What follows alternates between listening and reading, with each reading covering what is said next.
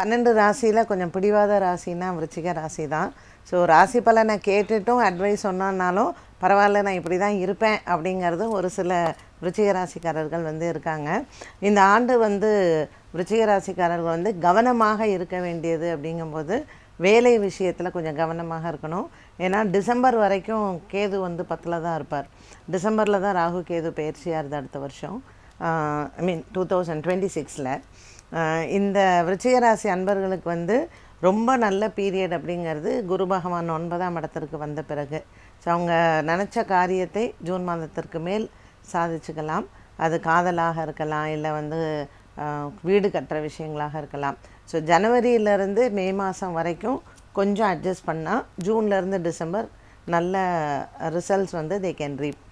திருமண விஷயங்களில் கொஞ்சம் யோசிக்கலாம். ஃபஸ்ட்டு 6 months விட்டுட்டு இந்த செகண்ட் ஹாஃப் ஆஃப் 2026 வெட்டிங் எல்லாமே பிளான் பண்ணலாம். ஸோ 8ஆம் இடத்துல குரு இருக்கும்போது கொஞ்சம் அடுத்தவங்களுக்கு கடன் வாங்கி கொடுக்கறதோ, இல்லைன்னா போய் கையெழுத்து போடுறதோ, ஜாமீன் கையெழுத்து போடுறது, நண்பர்களை ரொம்ப நம்புறது. ஏன்னா 4ஆம் இடத்துல இருக்கக்கூடிய ராகு பந்தங்கள்னு சொல்லுவோம். இந்த பந்தங்களுக்கு எல்லாம் போய் உறவுங்களுக்கெல்லாம் நகை வச்சு கொடுக்கறது. ஸோ இந்த மாதிரியான விஷயங்கள்லாம் கொஞ்சம் கேர்ஃபுல்லாக இருந்தாங்கன்னா ஜூன் மாதத்துக்கு மேலே அவங்களுக்கு நல்ல பலன்கள் இருக்குது. விருச்சிகராசி அன்பர்கள் இந்த 2026 பரிகாரம் அப்படின்னு பண்ணால் ராகு கேது ஸ்தலங்கள் போகலாம்.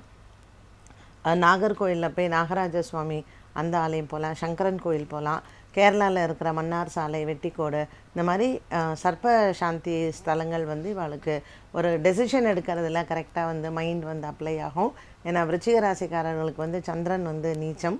ஸோ அவளுக்கு இந்த ஆண்டினுடைய ஆரம்பம் பார்த்திங்கன்னா சந்திரன் உச்சபலத்தோடு இருக்கார் 7ஆம் இடத்துல. குலதெய்வ பிரார்த்தனைகள் இவங்களுக்கு எல்லாமே நல்லது பண்ணும். அமாவாசை டைம், பௌர்ணமி டைம்லலாம் அரிசி தானம் பண்ணி அன்னதானங்கள் பண்ணலாம். எந்த கிரக பயிற்சியாக இருந்தாலும் அரிசி தானம்ங்கிறது இவங்களுக்கு ஒரு மிகப்பெரிய பரிகாரமாக இருக்கும். விருச்சிக ராசிக்காரர்களுக்கு உடல் ஆரோக்கியம்னு பார்க்கறச்சு வருஷ ஆரம்பம் ராசிநாதன் செவ்வாய் சூரியனோட இருக்கார். ஸோ ரத்த சம்பந்தப்பட்ட விஷயங்கள், பிபி, டயபெட்டிக்காக இருக்கிறது, இது எல்லாத்துலேயும் அவங்க கொஞ்சம் அக்கறை எடுத்து அப்பப்போ அவங்க ஹெல்த் செக்கப் பண்ணிக்கிறது நல்லது. பெரிய அளவுக்கு ஹெல்த் ப்ராப்ளம் இல்லைன்னாலும் கண்டிப்பாக ஹெல்த்தில் they have to be careful.